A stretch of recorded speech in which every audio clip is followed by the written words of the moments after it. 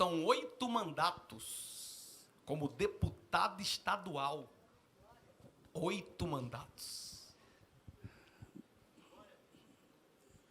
Boa noite, paz seja convosco. Não precisa ser tão alto esse microfone, não? Ao invés de ficar bom, fica chato.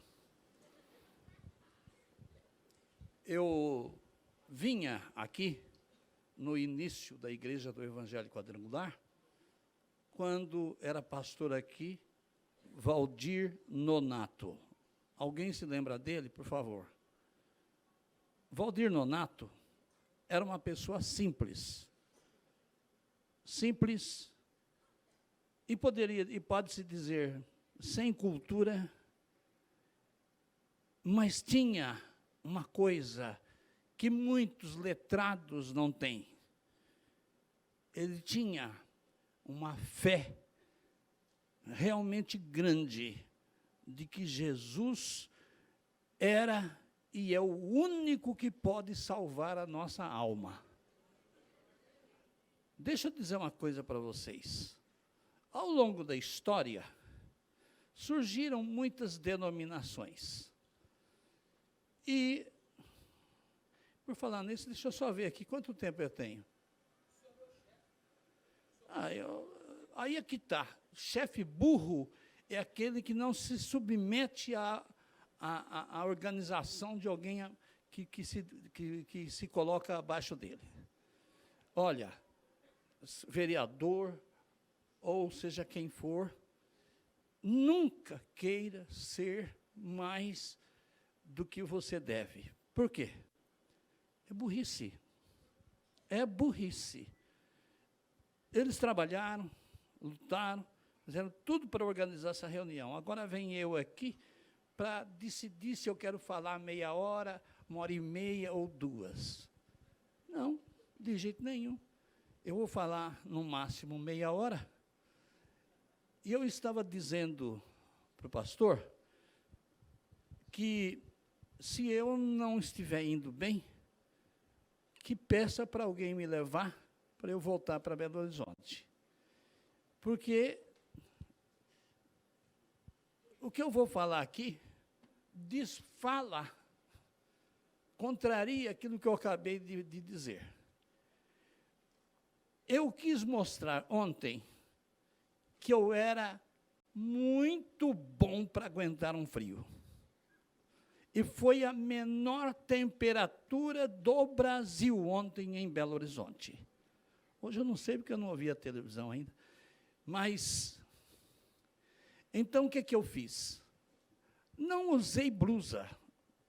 Só aquela camisa, manga de camisa, a gente fala. E aquele frio.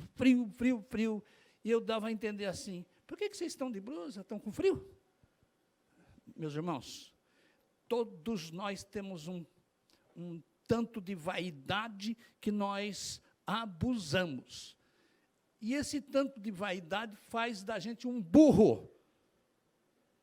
Por quê? Porque quem tem sabedoria sabe se colocar direitinho sem ficar bancando o melhor do mundo. E eu estou com a garganta ruim e começou a sair até sangue do meu nariz. Por quê? Ar seco. Ar seco. Agora, quando eu chegar em casa, eu vou modificar, eu vou ser mais humilde, mais assim, submisso ao que está acontecendo. Vejam bem, eu não consigo pregar antes de falar uma coisa ou duas. Eu nasci na roça. Todos vocês aqui sabem o que é roça, não sabem? Se não souber, eu conto. A minha avó e o meu avô vieram da Itália com mais ou menos 6, 7 anos. O meu avô, Caetano Genaro, nasceu em Milão. A minha avó, Judite Binatti, nasceu numa outra cidade, às margens do rio Pó. E ela dizia para mim, Antônio, quando era criança, eu brincava na beira do rio Pó. E a minha mãe já estava com idade, me deu uma vontade de fazer um documentário para mostrar, pelo menos pela última vez, que a minha avó nasceu em Rovigo, às margens do rio Pó. Agora, uma coisa que me assustou é porque eu quis saber o que significa, por que é rio Pó. Disseram para mim porque corria muita, como é que fala? Corria muita cocaína no rio. O que é isso? Se tem um rio desse aqui, o pessoal dançava. Mas eu acho que na época não se conhecia tanto. E fui lá, filmei. Filmei em Milão, filmei em Rovigo. Mas como eu não sou a minha mãe, eu não sabia falar italiano. Mas algumas palavrinhas sempre sobravam. Aí eu dizia para o motorista assim, mio nonno è nato qui. Alguém sabe italiano para saber se eu estou falando certo? E a minha avó, mia nonna è nato qui. E olha, eu tentei, né? Eu só sei que trouxe os pedaços de filme, chegou aí no computador, eu montei um documentário. Dei de presente para o meu irmão, que é o Mário de Oliveira. Interessante, por que ele é Mário de Oliveira e eu sou Antônio Genaro Oliveira? Para que esse Genaro? Eu vou contar. Quando eu comecei a Igreja Quadrangular em Belo Horizonte, quer dizer, em Contagem, eu precisei de comprar uma coisa e fui numa loja e pedi para pagar pelo menos em 6 vezes. A moça entrou no computador e falou, não tem jeito. O nome do Senhor aparece 53 vezes no computador como uma pessoa que não tem crédito, que o senhor aprontou muito. Eu fico pensando, gente, como é que pode ter 53 Antônio de Oliveira? Eu fiquei escandalizado, porque não é possível, eu pensei que meu nome era incomum. Bom, aí eu chego em casa, falei, mãe, eu vou pedir para a senhora me permitir, como advogado, ir lá onde eu nasci, em Guaimbê, marque bem essa palavra, que eu vou falar um pouco sobre ela. Eu nasci em Guaimbê, lá no interior de São Paulo, perto de uma cidade chamada Getulina e Lins. Mas, graças a Deus, eu nasci no mato. Nasci no mato mesmo, para aprender a valorizar as coisas. E, olhem bem, o meu pai chamava-se Antenor de Oliveira. Então, todos que nasciam eram, não sei o que lá, de Oliveira, não sei o que lá, de Oliveira. Eu entrei com um advogado e pedimos ao juiz para acrescentar o sobrenome da minha mãe. Aí ele tirou aquilo de Oliveira, sumiu. Aí ficou assim, Antônio Genaro Oliveira. O meu irmão faria a mesma coisa, mas não fez. Porque tinha um tal de Antônio de Oliveira em Belo Horizonte também, que era difícil de aguentar. Agora, escutem só. Aí o meu nome passou a Antônio Genaro Oliveira. E como que o povo pode entender isso? Eu explicava. Mas você explica e fica inexplicado. Aí, vejam bem, quando eu tinha os meus 13 anos, eu era católico apostólico romano. Vocês vão ouvir alguma coisa aqui, mas eu peço a todos vocês a gentileza de me entender, porque eu não quero ofender ninguém, entenderam?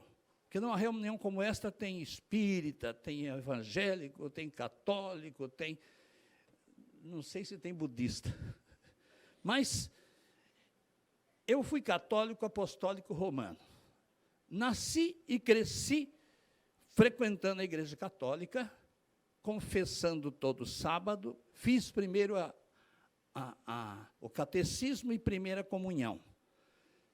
E eu confessava quase todo sábado, que quem diz que confessa todo sábado está mentindo. Quase todo sábado eu confessava. No domingo eu comungava. Mas tinha uma coisa que eu achava estranho no padre. A gente comia a hóstia seca e ele tomava o vinho. Se você não acredita, presta atenção. Agora, o que tem de errado?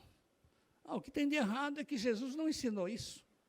Jesus ensinou que aqueles que quiserem, que fizerem isso, que é comer o pão e tomar do vinho, estão lembrando de que ele, Jesus, deu a carne dele e o sangue dele para salvar a nossa alma. Bom, vocês precisam ver. Eu era assim, tão sincero. Todo ano eu ia na procissão do Jesus morto. Todo ano. Eu acompanhava a procissão, ela dava uma volta assim no bairro, e eu com aquela vela, que de vez em quando ela pingava, aqueles pingos quentes assim. Ó, o senhor é juiz federal, mas aquele pingo não respeita nem o senhor, viu? Então, eu vi pessoas fazendo uma coisa. Arrumaram um papelão, puseram em volta da vela, e agora está resolvido o assunto. E a gente ia naquela procissão, todo ano era o mesmo Jesus morto.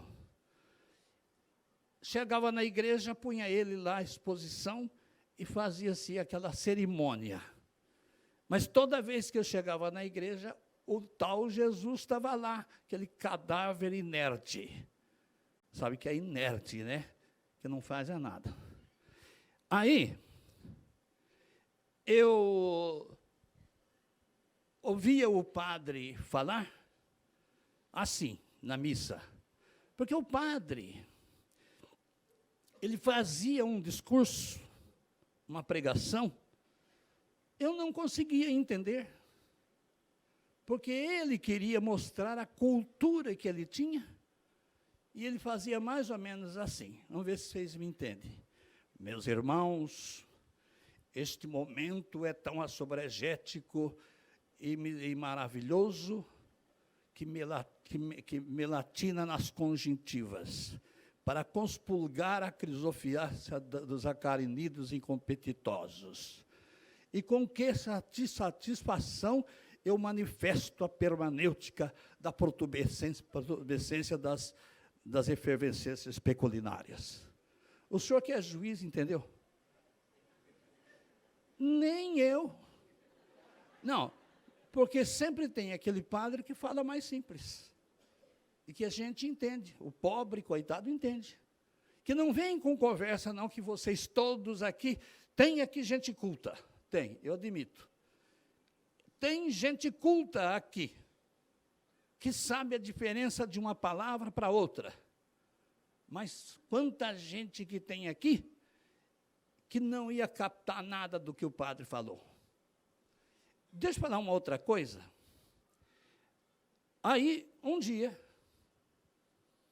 estava muito problema na nossa casa. E passou um senhor com um saco nas costas. Eu não sei se aqui tem o homem do saco que vende santo. Ele baixou o saco assim no portão e disse: vocês querem comprar santo? Aí chamei minha mãe, porque ela é que entendia de santo. Eu não. Aí ela olhava assim, como ela foi instruída que santo atende oração e opera milagres, a minha mãe pegou e comprou 1, 2, 3, 4, 5. 5 quadros de santo. Mas ela pegou os 5, e a hora que o sujeito falou assim, e agora, como é que a senhora vai me pagar? Aí ela disse assim, eu não tenho dinheiro. se o senhor quiser deixar aqui, eu aceito. Mas eu não tenho dinheiro para pagar esses quadros de santo. Aí ele resolveu assim, quando o cara não consegue vender, ele arruma sempre uma saída. Então faz o seguinte, eu passo aqui daqui 20 dias. Se a senhora tiver um pouco que for, a senhora me dá. E todo mês, nem que seja um pouquinho que a senhora me der, eu vou juntando e dá certo. A minha mãe, mais do que depressa, né, porque acreditava mesmo. E pegou aqueles quadros de santo e pôs um na cabeceira da minha cama, outro na cabeceira da cama do Mário de Oliveira, e outro na cabeceira da cama dela, e um outro que, quando a gente passava da cozinha para a sala. Pobre não tem exatamente sala. O pobre, ele aproveita tudo. Não tem jeito. E ele, então, divide, assim, psicologicamente. E aí, ficou ali. E o santeiro, conta-se que esse santeiro, um dia, estava andando num lugar, eu não sei se vocês já tiveram experiência, não tem um lugar que a gente passa, que tem sempre uma cachorrada que dá de cima da gente? Então, ele passou num lugar e a cachorrada deu de cima dele, au, au, au, au, e quando vem um, vem dois, vem três, vem quatro. E às vezes não tem motivo, mas eles fazem. Aí, de repente, o único modo de se defender foi pegar o saco cheio de santo e dizer assim, passa, cachorro, senão te taca esse diabo na cara. Deixa eu falar uma coisa para vocês, eu não estou inventando. Porque quem me contou, teve depois pessoas que confirmaram. Não é que todos nós temos alguns amigos, alguns conhecidos, que nós sabemos que não é de ficar inventando. Costuma falar a verdade. Nem sempre, mas costuma falar a verdade. E olha, eu só sei que os tais santos não faziam nada. A situação nossa foi piorando. Agora que não tinha comida para comer, agora que não tinha pão para comer, agora é que a coisa está feia. E eu tinha uma doença, que eu não sei falar direito o nome da doença, mas eu explicando assim, alguns de vocês aqui que são bons em medicina sabem dizer. Nascia nas palmas das minhas mãos, nas duas, bolhas de água. E aquilo coçava. E aquelas bolhas de água nasciam também nos meus pés. De tal forma que os meus pés, para poder me livrar da coceira, a gente tinha que tirar aquela pele cheia de água e ficava em carne viva. Mas que sofrimento. Aí, eu, sem saber o que fazer, a minha mãe pegava um tipo de planta chamado quebra-pedra. Ela podia quebrar pedra, mas o meu problema ela não quebrava. E aí, ela fazia um chá com o quebra-pedra. De vez em quando, ela enchia uma bacia com água e punha bastante sal. Pegava uma faca e mandava eu ficar com os 2 pés dentro daquela bacia. E quando ela achava que estava na hora, ela vinha com uma faca e ela rapava. Mas, ô tristeza! Eu trabalhava de servente de pedreiro com muita honra. Você deveria ter vergonha na cara quando você rejeita ajudar sua mãe, ou rejeita ajudar sua família, só porque é servente de pedreiro. Não faz isso. Você vai ver como que a sua vida será outra quando você não tiver vergonha do serviço. Você tem que ter vergonha de fazer serviço sujo. Você tem vergonha de falar mal dos outros, de inventar coisa que os outros não fizeram. E eu tinha que trabalhar lá na construção, e aí me dava febre. E eu ficava em casa, e ficava 2, 3 dias com febre. A minha mãe se virava, coitada. Quando eu morava na roça, a minha avó, a avó Judite Binatti, e que dava qualquer coisa em mim, ela ia para o mato com uma faquinha e trazia folhas e pedaços de raízes. Punha no fogão de lenha com água e fervia, fervia, fervia, depois ela dava para mim e eu tomava. Olha, se curava, não sei, uma coisa eu sei, que aliviava. Se você voltar no passado, você vai ver sua mãe ou a sua avó fazendo isso. Viu o seu maltrato? Você vai ver. E a coisa mais impressionante é que hoje 80% de todo remédio que se vende na farmácia vem do mato. Vem do mato. Entenderam? Vem do mato. E como tem exploradores? Gente, eu fico impressionado como tem exploradores.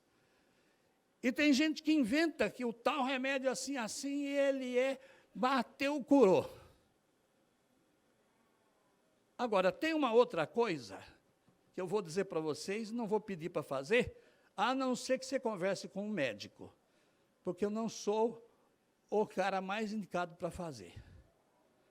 Eu descobri uma coisa que se fazia na Segunda Guerra Mundial, que se fazia no século retrasado. O quê? Uma coisa chamada autoemoterapia. Alguém já ouviu falar? Só para eu ter uma ideia, alguém já ouviu falar? Autoemoterapia. O que que faz? Tira aqui dessas artérias aqui mais acima, perto da pele, tira assim 10 ml de sangue venoso. Olha, venoso não é venenoso, não. É um sangue que vem trazendo dados e informações do que ele achou em você. E aí pega este sangue e aplica metade aqui nesse músculo, no músculo, e a outra metade aqui neste músculo. E tem uma enfermeira que faz isso para mim, mas eu estou um pouco aborrecido, porque ela quer pôr esse sangue no meu bumbum. Não, ela manda eu desabotoar aqui, eu desabotuo e abaixo um pouco. E ela, pá! Agora, o outro lado, gente, me dá uma vergonha. Isso é ignorância da gente, mas dá uma vergonha. E o que acontece? Todos nós temos cerca de 5% de macrófagos. Estes macrófagos são defesa do nosso organismo. 8 horas depois que aplicou este sangue no nosso músculo, o nosso sangue vai para 22% de macrófagos. Sabe o que é macrófagos? Bom, eu vou explicar, mas eu não sou doutor. Aquela quantidade de macrófagos, eu uso fazer assim, quer limpar essa igreja aqui? Põe 5 mulheres. Vocês vão ver quanto furo vai dar. Mas, você quer ter mais certeza? Põe 22. O que uma não vê, outra vê, o que não vê, outra vê, e assim. E esses macrófagos, eles detectam tudo que tiver errado e vão lá e destroem aquilo que está errado. Eu vou dizer uma coisa para vocês. Quando eu uso durante um ano, eu não pego gripe. Não adianta, não pego gripe mesmo. Antigamente eu tomava vacina. Mas como eu disse, como eu não sou autoridade, não faça isso porque eu falei. Faça isso se você conversar com o médico. Mas sabe o que acontece? Que me desculpe os médicos, Mas os médicos fogem de concordar com isso. Por quê? Imagine uma coisa. Você vai na farmácia comprar remédios. Compra 1, compra 2, compra 3, compra 4, compra 5, compra 6. E aí, você dá um lucro para a farmácia e a empresa que vendeu. Porque a empresa que fabrica, eles não são muito caprichosos, não. Às vezes a porcaria nem foi testada adequadamente, mas fala assim, olha, compre este remédio porque ele faz isso, aquilo outro e tal. Você que é burro acredita. Aliás, você não, nós. Nós acreditamos. Por quê? Porque ele tem um diploma. Por quê? Porque ele é registrado numa associação governamental que aprova o que ele faz. E aí, escutem só, eu tenho uma birra dessa, eu esqueci o nome, mas deixa para lá. Eu tenho uma birra dessa organização nacional que quer que os médicos façam só o que eles querem. Por quê? Porque, no final das contas, você já comprou 10, 15, 20, 30 remédios diferentes e não melhorou. E eles fazem assim. Vendeu.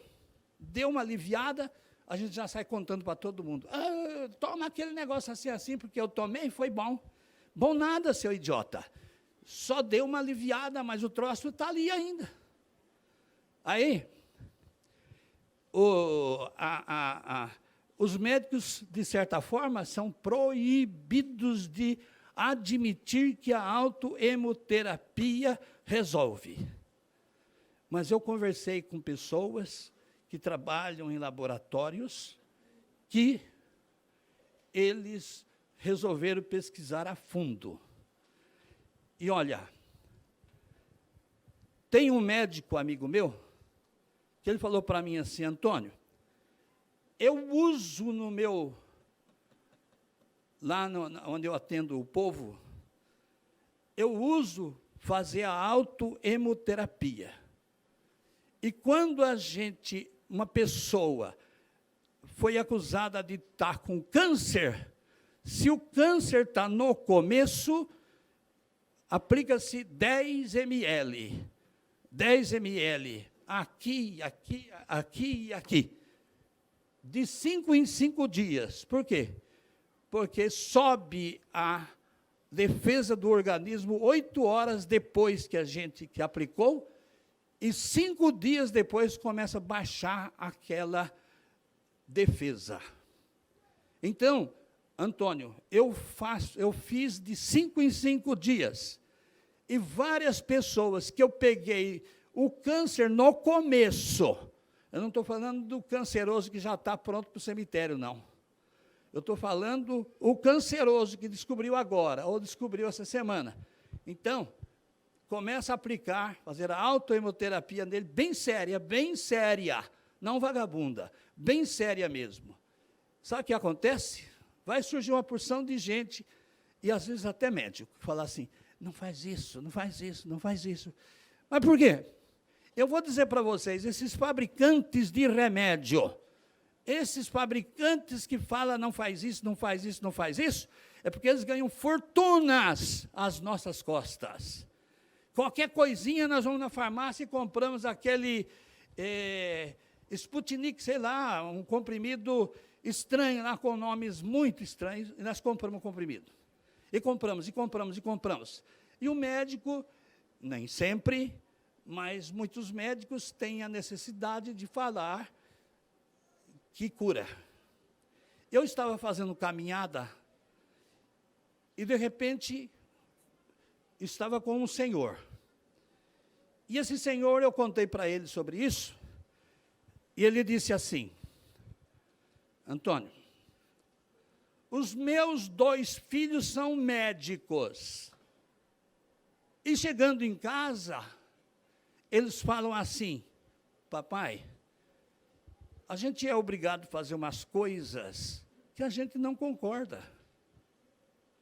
Olha, quer ser médico e fazer sucesso? Se deixe enganar. Deixa o pessoal amarrar sua mão naquele pau para levar uma chicotada que você vai ver o sucesso que você faz. Olha, que bando de vagabundo, que me desculpe. Por quê?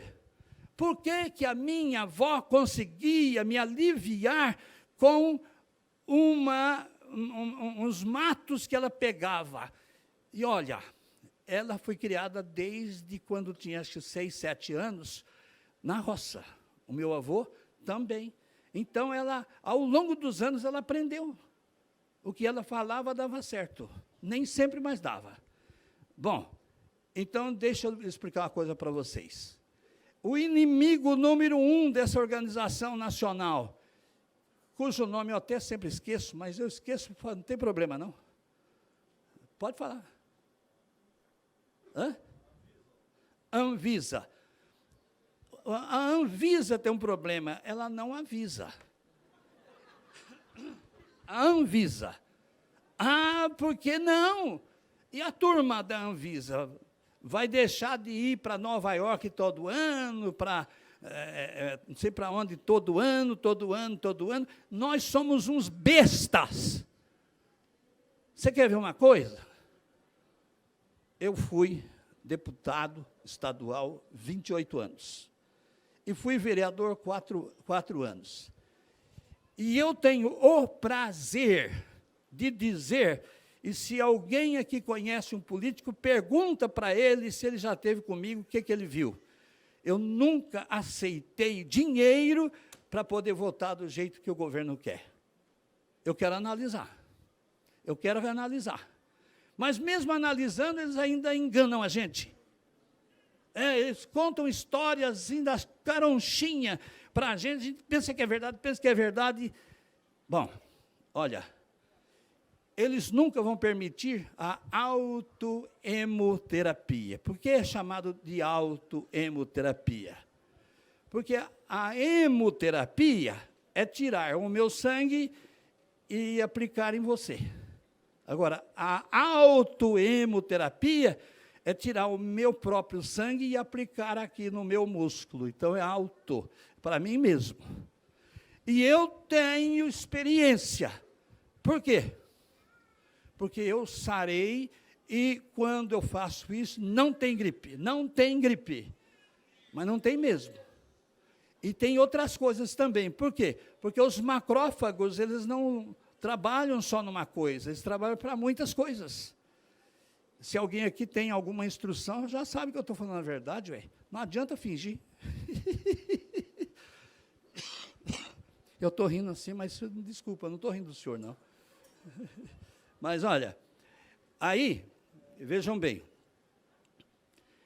eu estava com essa doença. Ô, doença horrível. Aí, o que eu fiz? Gente, preste atenção. Alguém aqui já teve uma doença parecida? Ou tem? Não tem, no meio de 500 pessoas, alguém que não teve, não. Deixa eu falar uma coisa. Aí, tinha uma vizinha, uma vovozinha. Por que vovozinha sabe das coisas? E a mamãezinha demora. E olha, tinha uma vovozinha que morava do outro lado da rua, chegou na casa da minha mãe e falou assim, Dona Margarida, a senhora, eu vi que a senhora está com problema. Me dá só mais 10 minutos, viu? 10 minutos, pode? Então, essa vovozinha chegou na minha mãe e disse assim, Dona Margarida, eu estou vendo que vocês estão passando uma grande luta. Vocês estão com problemas. Vocês estão sofrendo. Os filhos da senhora estão sofrendo também.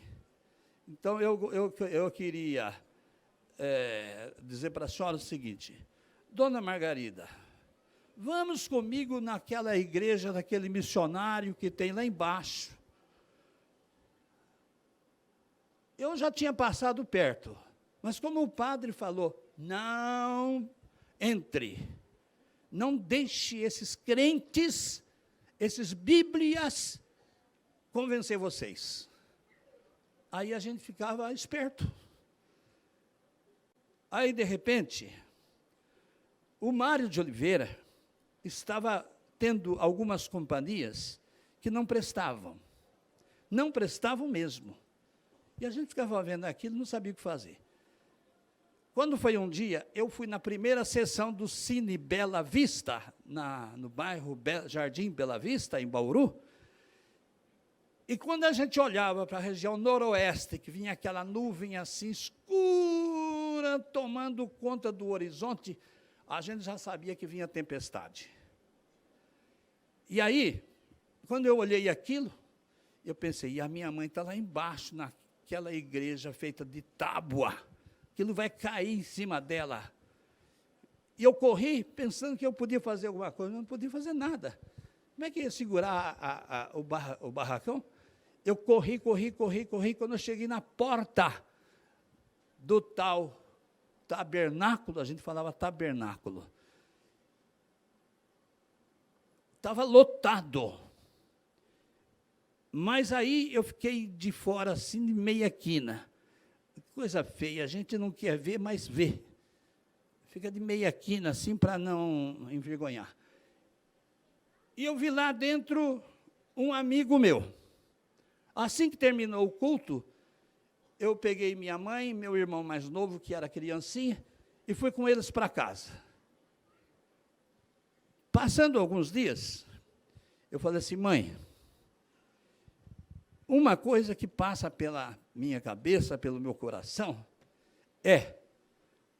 será que esse missionário que está pregando aí, ele ora pela gente e a gente é curado mesmo? Aí ela falava, Então, um dia eu quero ver. Os dias foram passando, e a minha mãe já foi se aproveitando dessa minha declaração e dizendo, Antônio, eu quero que você vá lá nessa igreja. Eu quero que você vá lá nessa igreja. Nesse meio tempo, o Mário de Oliveira, que tinha lá os seus 17 anos, estava sendo levado para baixo e para cima por um bando de macumbeiros. Olha, se macumba fosse boa, o nome seria assim, Boa Cumba. Mas mesmo que mudasse o nome, não ia prestar. Aí, eu encontrei naquela semana seguinte com o Orlando Botelho. Falei, Orlando, não me diga que você é crente. Eu fui buscar minha mãe e vi você lá dentro da igreja de crente, rapaz. Porque vai se formando um preconceito contra os crentes, quando a gente mesmo é crente. E olha bem, aí eu contei para ele a minha situação. Mas é melhor falar um pouquinho antes, porque eu achei que se eu fosse num benzedor, tinha um benzedor famoso. Esse benzedor, eu pedi para ele, escuta, o senhor pode fazer um benzimento para eu sarar dessa doença? Ele falou, perfeitamente. Pegou um canivete e começou assim, ó, até embaixo, depois outra vez. Pensei, gente, isso aí não cura nada. Aí, saí dali e não voltei mais. Aí eu tinha ido num médico, que era considerado o melhor médico da cidade. Quando lá cheguei, ele disse assim, olha, uma coisa que eu tenho que te dizer, essa doença, ninguém sabe a cura para ela. Ela ainda não tem cura. Eu pensei, estou lascado, porque virou e mexeu, eu estou com isso, às vezes nem durmo direito, é tanta coceira, sabe? Um dia que eu voltar aqui, eu vou trazer o projetor com a minha mão do jeito que era. Mas não é porque eu tirei fotografia naquela época, é porque agora na internet tem muita mão igual a minha mão. Aí, eu saí do médico desesperado. Aí, quando a minha mãe disse assim, Antônio, vamos lá na igreja daquele missionário que ele vai orar por você, porque eu vi muita gente dar testemunho que foi curado. Aí eu fui. Quando eu chego lá com o Orlando Botelho, estava lotado. Eu nunca tinha entrado numa igreja de crente. Aí entramos, mas não tinha onde sentar. Tudo ocupado. Aí ele arrumou para a gente sentar em cima do púlpito.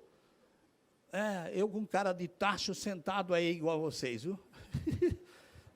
Hã? Não estou falando que o doutor aí tem cara de tacho, não. O homem aí tem um cabelo assim, metido a galã, né? Vocês viram? Então,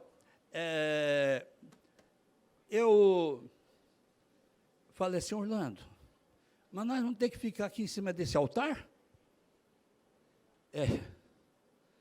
Bom, por fim eu fiquei. Aí o missionário pregou, e pregou de uma maneira simples. Eu acabei entendendo. Aí quando eu desci, tinha um sujeito chamado José Adorno, que tinha a mesma doença. Eu falei assim, Zé Adorno, toda vez que eu vier aqui agora, eu vou na frente para o missionário ou o auxiliar, pôr a mão na minha cabeça e orar, para eu ser curado dessa doença. Aí ele disse assim, Antônio, não faça isso, porque não tem cura, não tem cura. E aí, eu falava assim, mas Zé Adorno, eu quero a cura. Aí comecei a ir na frente todo culto.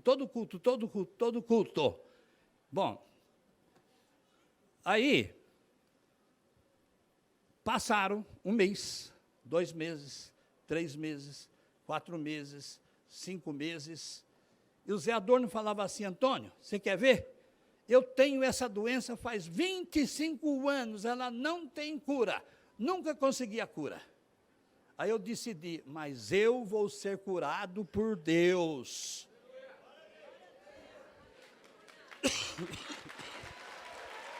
Aí, está na hora de eu parar.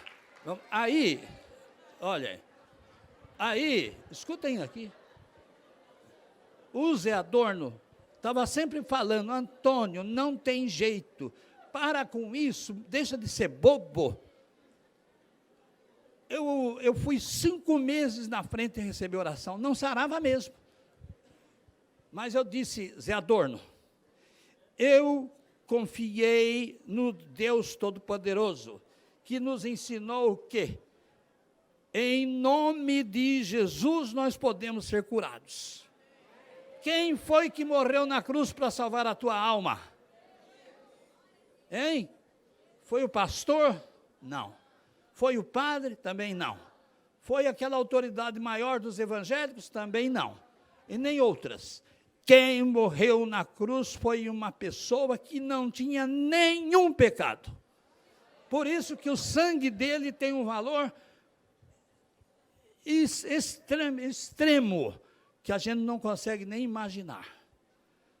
E ele disse assim, no momento, impressionante, que eu tive na tal sala que Jesus serviu a ceia para os apóstolos. Ele disse assim, bebei e comei, porque este é o meu sangue e este é o meu corpo, que foi dado por amor de vós. Veja bem, eu só sei que Jesus fez o que tinha que fazer, que ninguém conseguia fazer. Tanto é que antes dele orar, ele se desesperava por causa do sacrifício que ele tinha que fazer. Então ele se ajoelhou no jardim do Éden e disse assim, Pai, se possível, passe de mim este cálice.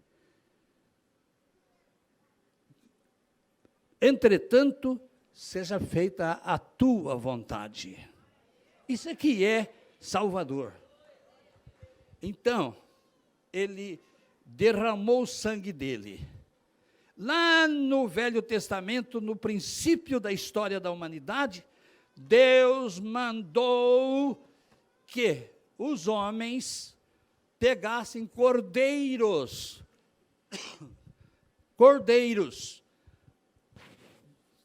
e o pecador punha a mão sobre o cordeiro e passava os pecados dele para o cordeiro. Então, o sacerdote cortava o pescoço do cordeiro e o sangue era derramado numa vasilha.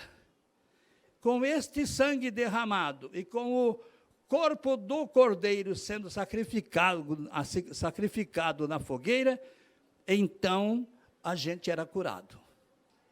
E o Senhor Jesus foi o quê? Ele foi e é para sempre o Cordeiro de Deus que tira os pecados do mundo. Se é um pastor, como tem pastor besta, se um pastor disser para você, ou para nós, que ele pode falar com Deus para perdoar os teus pecados, cai fora. O pecado da gente só pode ser pago com a coisa mais pura que tem no mundo. O sacrifício do animal que antes foi examinado para ver se tinha algum defeito. Não tendo nenhum defeito, o sacerdote aceitava. O sacerdote não era católico, nem crente, nem evangélico. Era de uma religião do passado, que Deus tinha aceito. E, olhem bem, aí, este animal que seria ofertado como sacrifício para perdoar os pecados, tinha que ser examinado. Você não passaria nesse exame. Por quê? Porque eles pegavam um animal, ó, olha aqui, ó, debaixo no sobaco, né? Sovaco não, é subaco. No subaco do cordeiro. Na unha do cordeiro, se tivesse defeito, não servia. Na orelha do cordeiro, se tivesse defeito, não servia. Nenhum machucado, nenhum defeito servia, ele tinha que ser perfeito. E o sangue dele era derramado para salvar e perdoar as pessoas. Então, essa ideia de o Cordeiro de Deus que tira os pecados do mundo é coisa lá do princípio da humanidade, que foi dado por Deus. Pode examinar que foi dado por Deus. Não foi nem o pastor, nem o sumo pastor dos evangélicos. Não, se apareceu o sumo pastor dos evangélicos falando que fui ele, cai fora que é mentira. É mentira. E se aparecer uma grande autoridade católica e dizer que foi eles que inventaram, cai fora também. O único que considerou isto foi o Deus Todo-Poderoso. Meus irmãos, vamos terminar, se Deus quiser.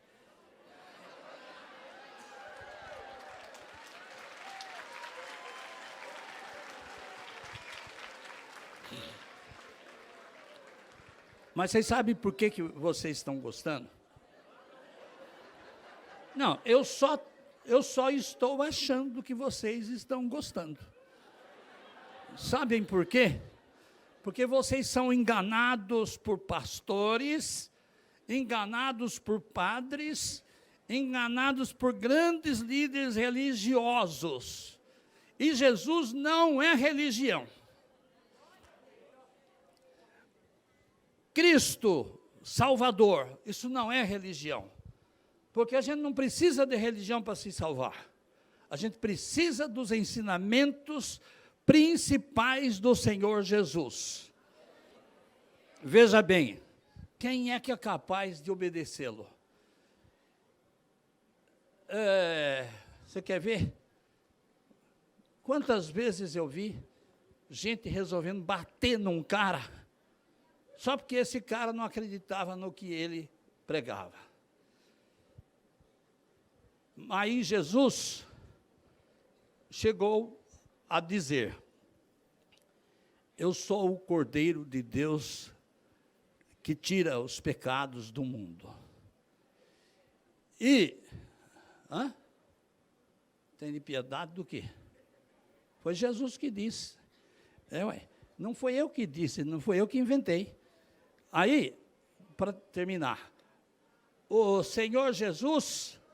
Não, para com isso.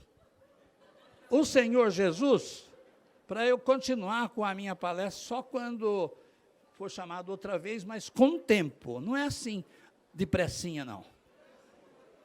Deixa eu falar uma coisa para vocês. Deixa eu falar uma coisa para vocês, que eu não posso deixar de falar. Quando eu tinha 13 anos, eu ia no cinema. Por que vocês estão rindo?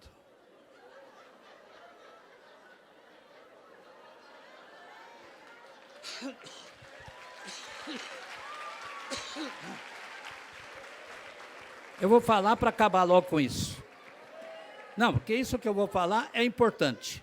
Sabe por quê? Hã? Sabe por que isso que eu vou falar é importante? Porque tem muita gente aqui que é covarde. E não adianta você dizer que você é crente em Jesus Cristo. E não adianta dizer que você conhece bem a palavra de Deus. Deixa eu dizer. Eu trabalhava de servente de pedreiro. Oh, gente, o que está acontecendo que eu não sei? Será que eu passei da hora?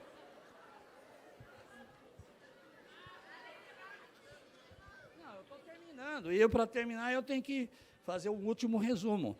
E olha, tudo que eu estou falando com vocês pode ser provado dentro da Bíblia Sagrada. Eu não preciso voltar atrás, porque o que eu estou falando está nas Sagradas Escrituras. Não tem pastor, não tem padre, não tem presidente de centro espírita que possa me dizer que não. Então, olha bem. Depois que eu trabalhei muito como servente, eu fui num cinema um dia, e eu decidi, gente, passa esses filmes aí falando essa língua que ninguém entende. Ninguém entende. É Aí eu decidi, porque eu não dava conta de acompanhar o letreiro, porque ele era mais rápido que eu. E começo a ler. Eu aprendo que porta em inglês, cama em inglês, mesa em inglês, árvore em inglês. Aí, presta atenção, senhor.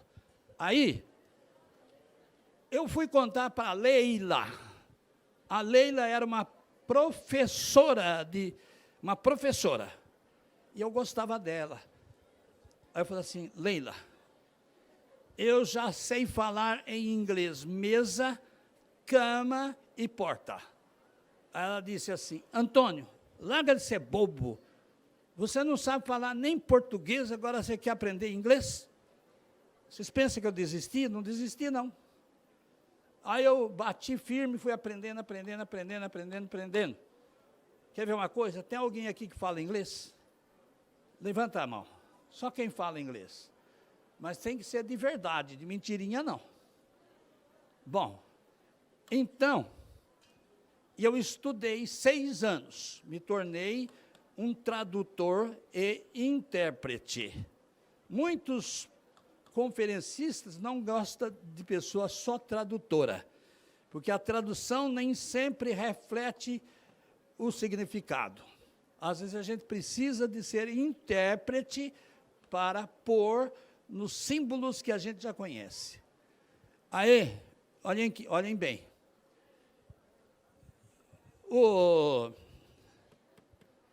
Um dia, eu estou em casa, e o Conselho Nacional da nossa igreja decidiu que nós temos que ir nos Estados Unidos numa convenção internacional, com a presença de todos os países. Aí alguém disse assim, quem vai como tradutor? Alguém disse assim, o Jonathan, porque o Jonathan é americano e é brasileiro. Aí o outro falou assim, não, porque o Jonathan, se o americano falar alguma coisa que ofende a gente, ele não vai traduzir. O Antônio, lá vai eu, passagem paga e tudo mais. Meus irmãos, que me desculpem, mas eu cheguei nos Estados Unidos, dei conta do recado e não tive nenhum problema. Cheguei a ter até uma namorada americana. Não lá, aqui.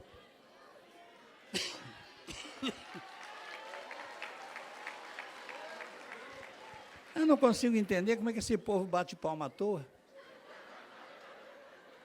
Quando a mãe dessa americana viu a fotografia do meu pai, a minha mãe era filha de italiano. O meu pai era filho de africanos. Quando a mãe dela viu a fotografia do meu pai, aquele negão, imediatamente ela disse, você não vai namorar mais esse cara. Mas caiu na alma daquela menina e falou.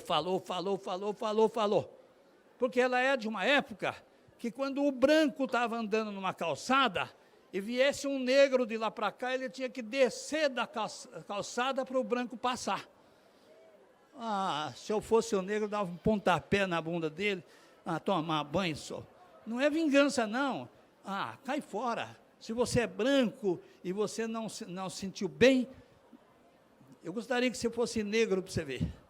Bom, aí eu viajo com eles, não teve problema nenhum, traduzi tudo o que precisava, e eu vou nos Estados Unidos, como fui, na Inglaterra, como fui, e na Austrália, como fui, e eu não tenho problema com a língua inglesa. Eu tenho mais problema com a língua portuguesa, porque eu estava com a minha esposa em Lisboa, e o meu GPS era velho. Eu disse, Rose, a antena do meu GPS estragou. Vamos passar lá embaixo e pedir um durex para enrolar, para resolver esse problema? Vocês não podem imaginar. Eu cheguei assim, todo falante, e disse, escuta, jovem, você tem durex aí para me arrumar? Ela pediu para eu baixar a voz e me chamou para o canto. E falou assim, não fale isso aqui. Falei, por quê? Eu estou pedindo uma fita adesiva. Ela falou assim, por quê? Durex aqui é camisinha. Se vocês não sabem, ficam sabendo. Durex aqui é camisinha. Aí eu cheguei num outro lugar, contei para os rapazes que estavam no computador, só que ao invés de falar assim, camisinha, sabe o que eu fiz? Eu falei assim, quando eu pedi para a moça lá do hotel uma vestimenta para a parte protuberante do hemisfério sul do meu corpo, todo mundo entendeu. Sabe o que é a parte protuberante do hemisfério sul do nosso corpo? É justamente aquilo que você pensou. Tá. Próxima vez.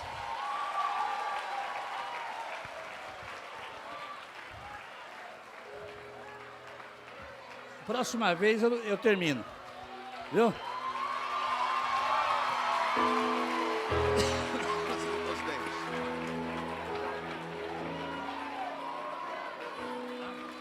Vamos ficar de pé, irmãos, tendo as mãos em direção. Vem cá, Aline, por gentileza.